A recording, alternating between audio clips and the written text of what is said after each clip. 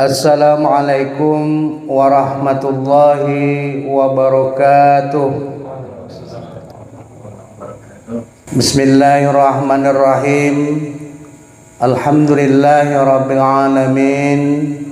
Wassalatu wassalamu ala asyrafil anbiya'i wal mursalin Sayyidina wa nabiyina wa maulana Muhammad wa ala alihi wa sahbihi ajma'in. Subhanaka la ilma lana illa ma 'allamtana innaka antal alimul hakim wa tub alaina innaka antat tawwabur rahim. Rabbi shrah li sadri wa yassir li amri wahlul 'uqdatam min lisani yafqahu qawli, amma ba'd.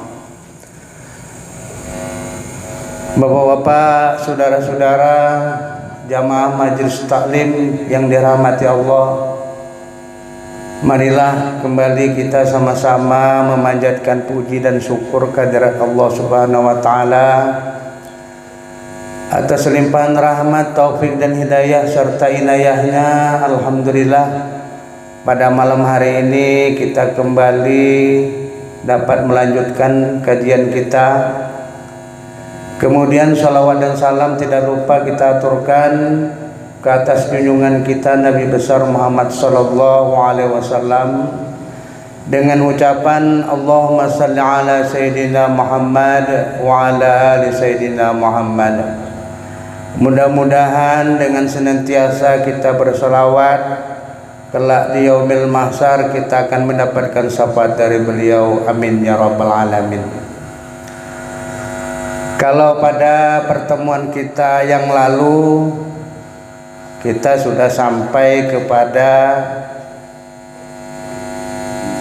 keutamaan orang yang melaksanakan zikir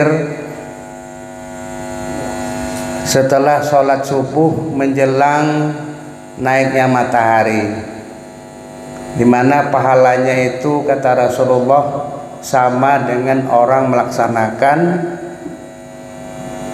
ibadah haji dan umrah. Nah, jadi kita pada malam hari ini melanjutkan, yaitu membahas kitab Tanbihul Ghafilin. Nah, seharusnya malam ini Sabilul Muhtadin, tapi karena kemarin air pasang dalam, kita kadangkat ya terpaksa turun dah. Nah, itu. Bismillahirrahmanirrahim. Wa qala sallallahu alaihi wasallam masalus salatil khamsi kama salin naharin jarin ala babin ahadakum yaghsilu minhu kulli yaumin hamsin maratin hal yabqi alaihi wasakha. Qala la ya Rasulullah. Qala kadzalika salata maghsilu dzunubi. Nah, ini ujar Rasulullah mengumpamakan salat 5 waktu itu seperti air yang mengalir di hadapan rumah kita, lalu kita disuruh mandi 5 kali sehari. Lalu hal itu ditanya oleh Rasulullah kepada sahabat, amun bahasa kita nih kayak apa, hilang lidakinya. Nah, gitu. Ujar sahabat kada hilang dakinya. Nah, demikianlah kata Rasulullah, orang yang melaksanakan sholat 5 waktu itu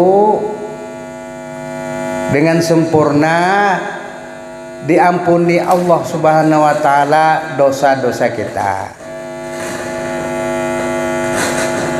Nah, jadilah dengan melaksanakan sholat itu sempurna, itu insya Allah dosa-dosa kita dihapusi. Maksud di sini dosa kecil. Amun dosa ganal kada kawa juai. Umpamanya syirik, itu kada kawa. Atau misalnya durhaka kepada orang tua juga kada kawa.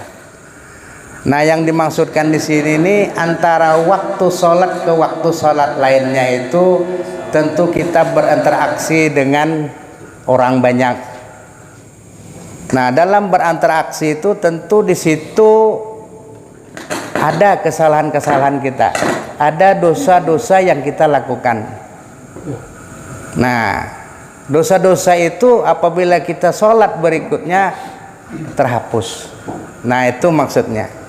Jadi untung benar kita 3-5 kali sehari mandi. Kemudian kada hendak mandi juga tuh, aduh. Nah itu. Mandi tadi masuk muka atau mandi orangnya lah? Ya itu tafsiran aja. Maksudnya tadi kan mandi kan gitu kalau Nah, jadi mandi itu tadi itu kan tentu apa ngarannya membersihkan diri kalau Nah itu. Nah, jadi sama diumpamakan nih. Nah, tentu dalam hal ini ada syarat-syaratnya. Ada syarat-syaratnya, bukan hanya segitu aja. Nah, sabda Nabi Shallallahu Alaihi Wasallam berikutnya,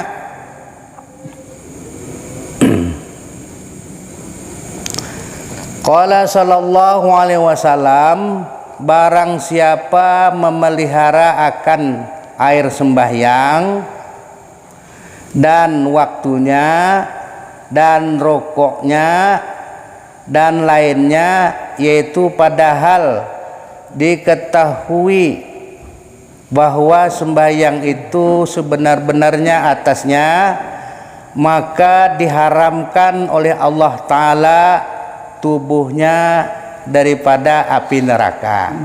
Nah, itu syaratnya tuh.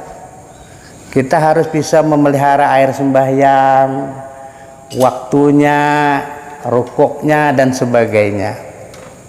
Ini harus kita pelihara. Bagaimana cara memelihara? Tentu hal ini dengan ilmu. Nah, amun kada ada ilmu kada tahu juga kalau Nah, makanya itu harus dengan ilmu.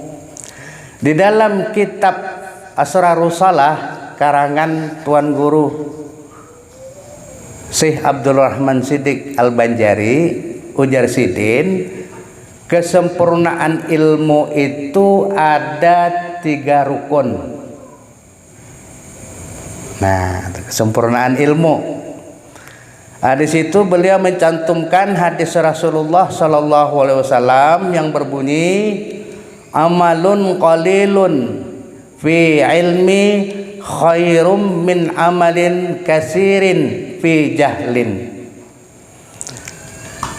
Amal yang sedikit itu dikerjakan berdasarkan ilmu lebih baik daripada amal yang banyak tapi tidak didasari atas ilmu. Artinya umpatan baik. Jadi kalau kita beramal umpatan itu kan ada artinya. Jadi makanya kita harus memiliki ilmu.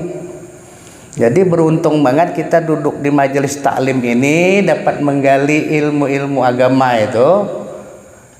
Ilmu agama ini berbeda dengan ilmu yang lain. Semakin kita pelajari bukan semakin bertambah banyak, bertambah merasa sedikit. Oh, bahari jago kada sampai ke situ, belum kaji. Nah, itu. Nah, inilah. Nah, jadi ini ada cerita nih. Ulun tersambat sapat nih timbul aja cerita. Ini cerita bahari nih. Orang bahari nih bisa berkisah. Kemun kami Pak Tamrin ini ke kanak bahari, Bang, ini Pak Tamrin. Ke kanak ini kada tahu lagi nya. Nah, jadilah ulun mengisahkan bahari pada tuan kita itu, nang khususnya orang kita Banjar itu datang ke Inhil ini bukan merantau, madam ngarannya. Nah, ada lebih bedanya madam dan merantau dah. Ada. Amun merantau kita bercari duit ke genangan kampung. Nah, kalau yang madam nih berdiam, kada ingat lagi awan kampung. Ya contoh aja lah dulu pada tuan ulon bahari. tulak dari Banjar itu ke Sumatera ini, tepatnya di daerah Sapat itu kan ada lagi benih hana bulik, apa hana bulik betabang hutan, betanam nior. Itu. Nah sama tuh apa peninian dari kue tanah laki dari Sarawak sana ke sini, sampai ke sini dapat bini, wah kada ingat lagi di kampung. Nah jadi beda Pak merantauan mohon madam tuh. Kalau merantau kita tulak becari hendak bulik. Amun madam ini berdiam di situ aja lagi. Nah ini peristiwa ini 1980-an lah, 1800-an. Makanya Pak orang-orang Banjar ini mohon maaf lah, boleh dikatakan kada ada lagi nanti boleh ke Banjar tuh. Kecuali sugih benar ha, mohon sugih itu ada nanti boleh. Nah jadilah ini ulun ceritakan sedikit Sungai Indragiri kita nih, ini panjang tuh Pak itu. Sungai Indragiri itu di hulunya sana itu sampai ke Danau Singkarak. Nah kita ini di kualanya nih,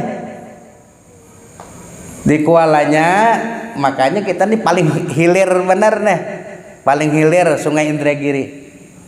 Kada jauh baik dari Tembilahan Sapat, dari Sapat ke Lajau, dari Lajau ke Concong Dalam. Sudah itu sampai ke Perigi itu pas Kuala ada tuh. Itu kisahnya Bahari itu. Nah jadilah pusat perbelanjaan Bahari di waktu Bahari kan ada Inhil pang belum leh. Itu masih Indragiri, kerajaan Indragiri itu ada dua kerajaan pusat perbelanjaan. Kalau orang kita Melayu itu di Perigi Pak. Kalau orang Banjar di Sapat. Makanya Bahari orang Banjar tuh kada tahu Indragiri ini kada tahunya. Tahunya Sapat Bang. Apalagi Tuan Guru ada di situ. Nah, itu pusat perbelanjaan. Artinya bila hari pakan rame orang di situ. Nah, itu. Nah, kebetulan bapak-bapak kita, datu-datu kita dahulu bercocok tanam, berkebun. Kemudian hasilnya kemana menjual Pak? Ini musim Belanda Tuha aja orang Bahari ya. Ini Belanda itu menurut orang Banjar nyambat ada Belanda Tuha. Belanda Tuha itu artinya penjajahan Bahari. Kemana penjualan tadi Pak? Hasil bumi itu kemana menjual? Ke Singapura, Bilok, ke sana, Semukil. Tentu yang dibawa tadi nior, sudah tuh ubi-ubian, pisang dibawa ke sana. Nah bulik dari sana itu yaitu macam-macam nah dibawa tuh, ada yang membawa lamari, ada yang membawa tilam, ada juga yang membawa gabin hambar. Nah ulah nangisakan gabin hambar. Nah jadi itu Pak Taman itu kalau orang Banjar nyambat tuh ngalih roti bah ngalih benar. Jadi mau kada mau terpaksa mengarani gabin ya. Karena ingin tertawar lalu disambat gabin hambar. Nah nih. Jadi rupanya orang Sapat nih boleh ke Banjar, ada juga nang mampu waktu itu boleh ke Banjar dari melalui pelabuhan Sapat itu kapal Bahari itu ke Banjar itu. Sampai ke Banjar kawan tadi berkisah umai jamun kami di Sapat tuh pepagian amun nginum di kedai kopi nang paling nyaman ya makan gabin bakohop. Wah itu kisahnya tuh. Jadi kawan penasaran nang ngaran gabin bakohop tuh kayak apa kada suah terdengar. Lalu dikisahkanlah. Jadi gabin bakohop tuh kan bentuknya segi empat dah. Ini banyu teh nah. Karena banyu teh tadi dibuat ke situ, ditutupi. Nah, itu bakohop ngarannya tuh bahasa Banjar. Dikohop. Nah, mengambangnya di dalam tuh. Mengambang tadi itu paling nyaman dimakan. Mentu halalu aja kan binandu lagi aja. Nah kawan di Banjar tadi penasaran kayak apa aja nyamannya gabin bekuhup nah. Umpat aja juga. Begitu sampai ke Sapat, rupanya kawan yang membawa tadi itu kada hihiran lagi nang gabin bekuhup tadi itu. Sampai ke rumah, kada hihiran juga sampai patang, akhirnya tulak surangan ke Kadai Kopi.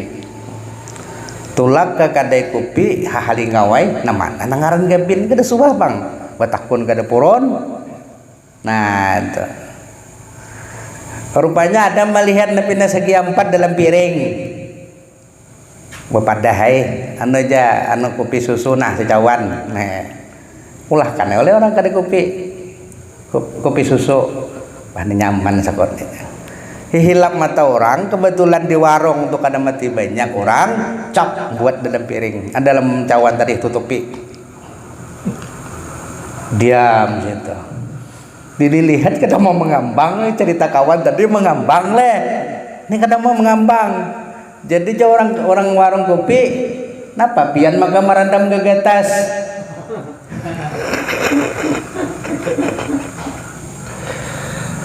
Karena Supan tadi melihat gegetas tadi turun gulanya, anu aja kurang manis, ujar.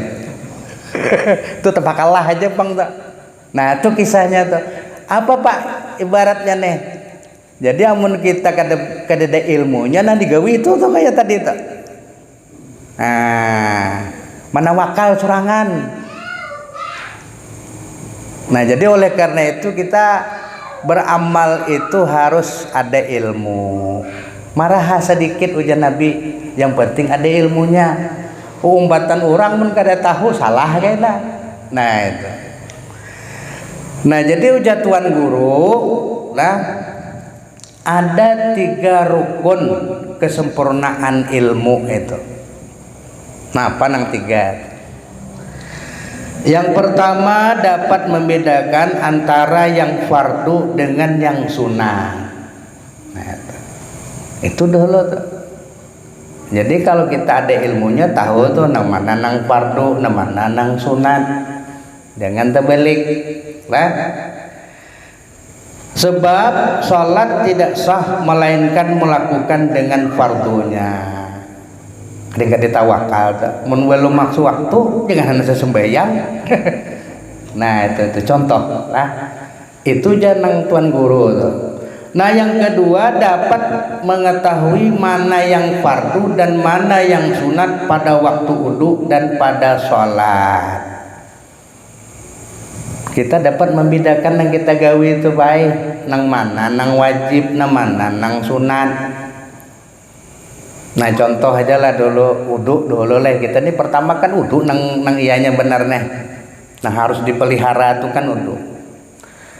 Wudu itu ada yang sunat dikerjakan sebelum wudu dan ada juga yang dikerjakan sesudah wudu. Nah di dalam wudu tuh aja di situ ada yang wajib, ada yang sunat.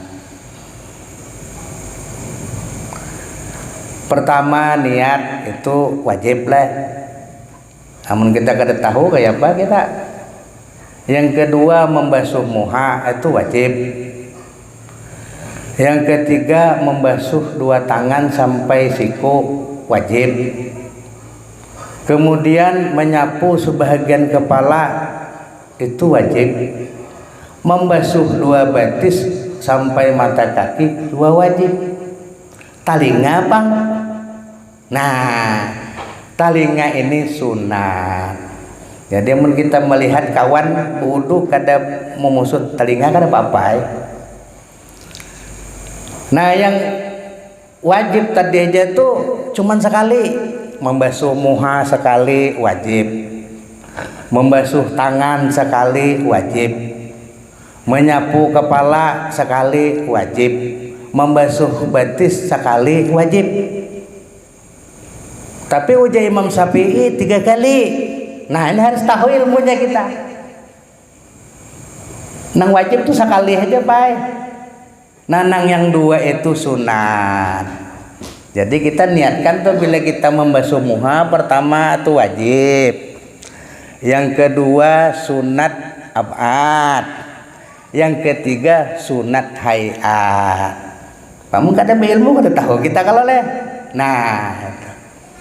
Jadi itu nang perlu diketahui itu sama nang lain.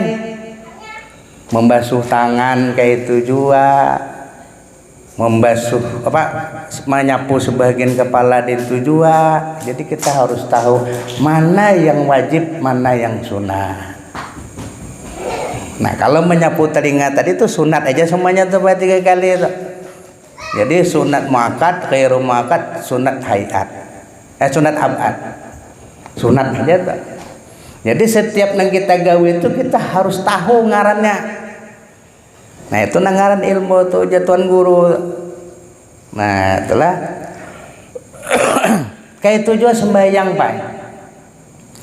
Sembahyang yang kita lakukan itu kita harus dapat membedakan mana yang rukun, mana yang sunat. Nah, itulah. Nah, itu sudah kita pelajari dulu tuh leh, yang rukun, yang ini, yang sunat, yang ini. Cuman waktu menggawe itu diingatkan lah, diingatkan. Ini rukun sekali, yang kedua sunat, yang ketiga sunat. Jadi orang sekali aja jangan ditagur. Kenapa Imam Syafi'i itu menyuruh 3 kali supaya sempurna. Namun sekali kalau ada nang tertinggal. Nah, itu kalau leh. Nah, supaya sempurna. Nah, jadi kami bahari balah nih masih sekolahan di madrasah nih belulucuan kawan-kawan. Uja kawan gawian apa nah tinggi sunat pada wajib. Biasanya kan kalau pengertian ini kan tentu tinggi wajib pada sunat leh. Ada di gawian kita nih yang tinggi sunat pada wajib. Adalah baudu baik. Bila sampai ke siku ini kan wajib. Bila tak ke atas sini sunat. Amun kita berdiri tentu tinggi sunat kalau. Nah itu sunat. Kayak itu juga membasuh betis. Membasuh betis itu taat ke atas sedikit pada buku lali itu tuh sunat. Nah tuh. Jadi kami bahari itu bawa pandiran bawa kalahan ilmu sebujurnya. Jadi kawan mana yang tinggi sunat pada yang wajib. Nah itulah dalam wudu tuh. Nah itu. Nah inilah, jadi kita mudah-mudahan apalagi nih anak puasa ini kita harus bujur-bujur mempersiapkan diri. Karena bulan puasa ini banyak kita dituntut untuk melaksanakan ibadah, terutama ibadah-ibadah sunat. Nah jadi ibadah sunat itu kita harus tahu juga ilmunya, jangan mengaradau juga. Nah itu Tuan Guru Sapat. Yang ketiga dapat mengetahui tipu daya syaitan sehingga dapat bersungguh-sungguh menentang dan memeranginya. Kita harus tahu Pak itu syaitan tuh menggoda kita benar tuh bila waktunya. Ada yang tahu lah. Duduk ini mungkin takut kurang juga sedikit. Ini contoh lah, umpamanya kunci Honda tadi, ada ingat kita mencari ina. Di mana aja kunci Honda tadi bandaknya. Begitu mengangkat takbir Allahu Akbar, jatuh gantung di Honda. Nah itu iblis menggoda kita Pak. Makanya kita tuh sebelum sholat itu kita harus tafakur terlebih dahulu, baca istighfar, baca qul a'udzu birabbin nas supaya kita dihindari. Nah makanya untuk supaya mencegah syaitan itu jangan masuk ke dalam diri kita pada waktu sholat, kita harus tahu yang kita baca. Kapan perlu hafal baik terjemahnya dari mulai usali sampai salam. Amun kada hafal nang mana yang pokok-pokok, misalnya Fatihah. Nah, Fatihah itu jadi hati kita tuh mengiringi yang kita baca supaya setan dengan menggoda kita. Nah itu. Nah bila kita memiliki yang 3 ini, itulah kesempurnaan ilmu kita. Nah itu yang perlu kita jaga tadi, itulah jangan Tuan Guru sampaikan. Pertama tadi kita mengetahui yang wajib dengan yang sunat. Yang kedua dapat membedakan yang wajib dengan yang sunat. Yang ketiga kita dapat menghindari dari godaan syaitan. Nah ini di dalam kitab Asrarus Salah. Nah, kita lanjutkan lagi sedikit. Ini cerita apalah daripada Anas radhiyallahu anhu adalah roh Nabi sallallahu alaihi wasallam pada dadanya, dan yaitu berkata ia, berwasiat aku kepadamu barang mana kamu jangan sekali-kali meninggalkan sembahyang. Maka senantiasalah wasiat itu dengan menyuruh sembahyang hingga putus kalamnya. Maksudnya kayak ini Pak lah, si Anas ini didatangi oleh roh Nabi.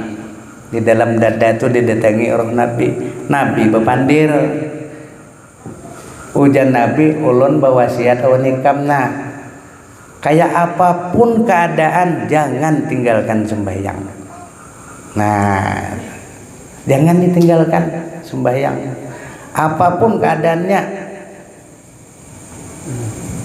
Nah, jadi setelah wasiat itu berulang-ulang disambat oleh Rasulullah kepada si Muaz tadi, akhirnya putuslah kalimat Rasulullah. Nah, itulah yang diingat oleh si Muaz terus. Nah waktu itu Nabi Muhammad sudah tidak ada lagi, rohnya yang datang menyampaikan kepada Nabi Muhammad berwasiat kapanpun dan dalam keadaan apapun jangan meninggalkan sembahyang. Nah kita sudah tahu dulu ada berapa macam ancaman tuh orang yang meninggalkan sembahyang, ada 15 lah. Nah itu.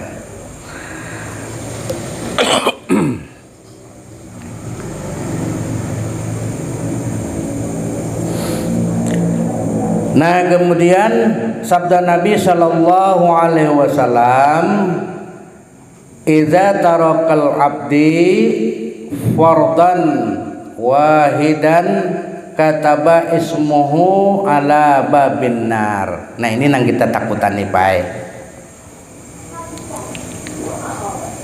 Nah apabila kita meninggalkan sembahyang, kebetulan kita kada sawat bertobat, kada sawat minta ampun, mati, nang dikhawatirkan itu malaikat menulis di pintu neraka itu, nah ngaran kita ditulis.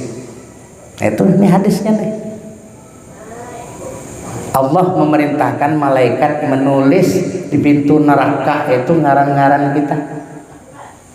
Nah itu yang kita khawatirkan. Jadi sebelum ditulis itu tuh ya kita harus memperbaiki terlebih dahulu. Nah itu. Ya karena waktu dalam peristiwa Isra wal Mi'raj, Nabi Muhammad itu kan dibawa oleh malaikat Jibril ke neraka dan ke surga. Makanya beliau akan mengisahkan kayak apa nangaran penduduk neraka itu kayak apa, penduduk surga itu kayak apa. Itu sudah tergambar di situ dalam peristiwa Isra Mi'raj. Nah bahkan ketika beliau berada di Sidratil Muntaha itu, nah inilah ini kadang lagi nambah kisah itu lah. Di Sidratil Muntaha itu ada pohon ganal. Pohon itu rindang, selambar daunnya itu seluas langit dan bumi.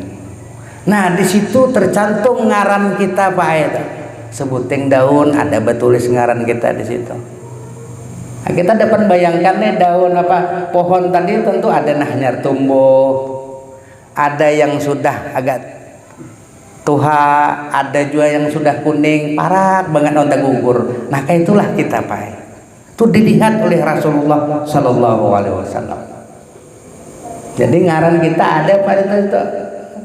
Nebina parak terjuntai itu parak benar itu. Maka yang lain tuh baga di nang parak banget on kita ya kematian. Kemudian nama limbah satu mat dua. Pagi bepandir petang sudah diumumkan orang di masjid. Nah, jadi kita yang paling parah banget tuh ya kematian tuh Bang. Nah kita hindari benar jangan sampai terjadi. Nah, itulah. Nah ini bapak dan ibu-ibu bapak saudara yang saya hormati. Nah ini hati-hati benar kita nih. Ini kisah tarakus sholah nih nang baik-baik malam ini. Nah ancaman-ancamannya tuh kededa. Nah itu. Nah dalam hal inilah ini kita bisa lanjutkan lagi sedikit ceritanya ini. Sabda Nabi Shallallahu Alaihi Wasallam bersabda, ia bermula orang yang meninggalkan sembahyang padahal sehat badannya, maka tiada ditilik oleh Allah Ta'ala kepadanya dengan tilik rahmah, dan baginya itu azab yang amat sangat sebanyak 10 azab. Nah ini pahit ini mulai pulang nih ke azab pulang aja nih. Jadi ada 10 persamaan orang yang meninggalkan sembahyang itu. Pada sambat segala sahabat, apa-apa jenis orang itu ya Rasulullah? Maka sabdanya, orang yang zina. Nah ini yang pertama pala, orang yang melakukan zina itu sama awan meninggalkan sembahyang, pada disiksa di dalam api neraka. Yang kedua, raja yang zalim. Nah itu raja yang zalim sama itu Pak itu kelompoknya kena itu di dalam api neraka. Yang ketiga, orang yang minum arak dan tuak. Nah kemudian yang keempat, orang yang durhaka akan ibu bapak. Nah ini yang keempat durhaka kepada ibu bapak. Makanya Pak ya, anak puasa nih yang kuitan masih ada, kita sujud lawan beliau berdua, minta ampun, jangan sampai kita menjadi anak yang durhaka. Bila kita menjadi anak yang durhaka, waduh jauh banget dari bau surga. Nah nih, jadi oleh karena itu, kita masih ada bekuitan, kita minta ampun. Jangan sampai kita menyakiti hati beliau. Amun kita kadeda Bang Pak, orang tua sudah kadeda, itu sudah kita pelajari dulu malam Jumat kayak malam ini tadi kita laksanakan sholat sunat hadiah. Mudah-mudahan kita bertahan menggawe kalau nah itu. Ada juga kita menggendang kuitan. Jadi kuitan kita di dalam kubur tuhnya pun berdoa untuk kita. Mudah-mudahan kita ini diberikan keselamatan. Maka orang yang di dalam kubur itu apabila berdoa sebaliknya tepat. Bila anak kada hihiran on kuitan, dua orang tua itu lebih jahat lagi. Mudah-mudahan aja anakku ini 2 kali lipat daripada aku nih. Nah, 2 kali lipat kemudian kan banyak kena kalau Nah, mudah-mudahan lagi anak itu lebih jahat daripada anakku nih. Nah itu yang kita khawatirkan, jangan sampai terjadi hal yang seperti itu. Dan yang kelima, orang yang berjalan dengan mengumpat-ngumpat orang lain. Maka ini yang paling kadang kita sadari hari-hari itu Pak. Berjalanan, berduduk-dudukan, pandiran itu gak ada lain. Yang berarti orang mengumpat orang, Nah, kalau dosa kita kepada Allah itu syaratnya hanya 3 aja baik tobat kita. Pertama, kita mengucap istighfar. Yang kedua, kita kada mau ulangi lagi yang kita lakukan itu. Dan yang ketiga, kita melupakan sama sekali nang suah kita gawi nang jahat itu tadi. Itu dosawan Allah. Tapi kalau dosa sesama manusia, tambahi lagi sebuting, minta maaf kepada yang bersangkutan. Itu hanyar diampuni Allah. Cuman kadang-kadang dalam bahasa kita ini bisa terpaling balik. Kalau kepada Allah kita minta ampun, kalau kepada sesama manusia jangan berpadah minta ampun. Minta apa? Minta maaf. Nah, minta ampun manusia itu salah atau Pak Eta? Kada kawa kita sesama manusia itu mau ampuni kada kawa. Nah, cuman kita minta maaf, minta redha kalau ada kita tersambat segala macam. Nah, ini golongan orang yang suka mengumpat ini juga Nabi tadi sesama pada masuk neraka juga. Nah, nah kemudian yang keenam, orang yang dusta. Nah nih, orang nengkarap berdusta baik. Maka dusta ini paling nyaman deh.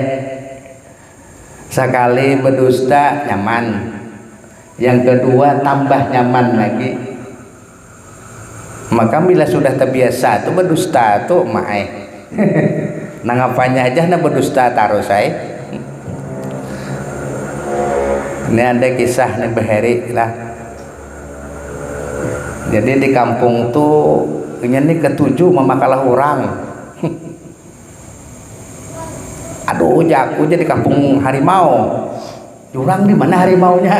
Cari orang kan tidak. Jago pakalah bener aja.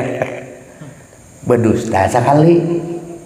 Nang kedua berdusta pulang, mencicing buka. Aduh, jago di kampung harimau aja.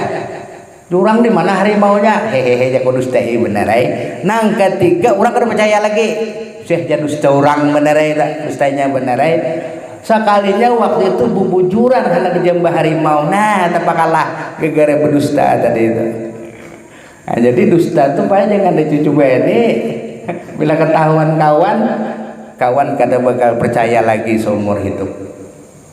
Nah makanya orang yang berdusta ini juga akan masuk neraka. Nah itu. Dan yang ketujuh, orang yang tiada memberi zakat, kada mengeluarkan zakat baik. Nah ini ulun sedikit nama nambahi lah. Biasanya para guru-guru kita menyampaikan qadha itu hanya 2 macam. Kalau qadha sholat jawan qadha puasa, ada disuah dengan qadha zakat. Ada salah. Nah ini nang tertinggal kita baik.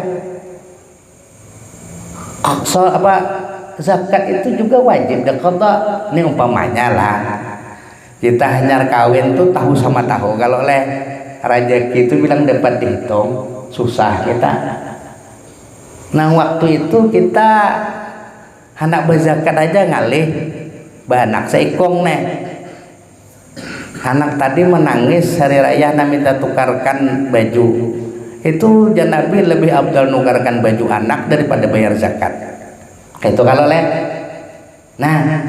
Nah, sewaktu-waktu mungkin kita sugih. Nah, ini roda itu berputar bang. Bisa aja dulu susah kita ini sugih. Nah, pada waktu kita sugih itu ingatakan berapa kali kita kada bayar zakat. Dibayar, baik.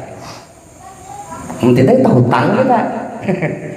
Ya Tuhan, waktu susah kau kayak itu sudah sugih ku bagi kada ingat lagi. Nah jadi apabila kita sudah sugih, kita bayarlah zakat tadi. Berapa tahun kita tahu hutang. Nah kayak itu juga kalau zakat mal. Mungkin waktu kita mulai berdagang tuh kita kada tahu belum pada ada zakat harta, zakat apa perdagangan. Begitu kita umpat pengajian tahu bayar berapa kali, berapa tahun kita kada bayar zakat mal tadi kita bayar. Nah ini jarang disampaikan nang guru-guru kita. Nah, jadi 3 nih pokok nih Pak ini. Puasa kita qada, sembahyang kita qada, zakat juga kita qada. Sesuai dengan keadaan kita. Nah, itu. Mudah-mudahan bertambah lah. Nah mungkin selawat sini jago kada baju jakatan walaupun sugih dan baju jakatan lagi, padahal sebetulnya ujar Rasulullah apa aja para ulama kita wajib membayar qada zakat. Nah itu. Dan itu aja lah Nepetam. Nah, demikianlah barangkali yang dapat kita sampaikan pada malam hari ini. Ya mudah-mudahan ada manfaatnya. Dan tentunya sebelum menutup ini ulun pribadi memohon maaf jika dalam pergaulan kita ini ada hilap dan salahnya, terlebih kata dan sebagainya. Apalagi kita memasuki bulan Ramadan ini, kita bersihkan diri kita dari hal-hal yang tidak baik. Demikianlah, lebih dan kurang saya mohon maaf. Wabillahi taufiq wal hidayah. Wassalamualaikum warahmatullahi wabarakatuh.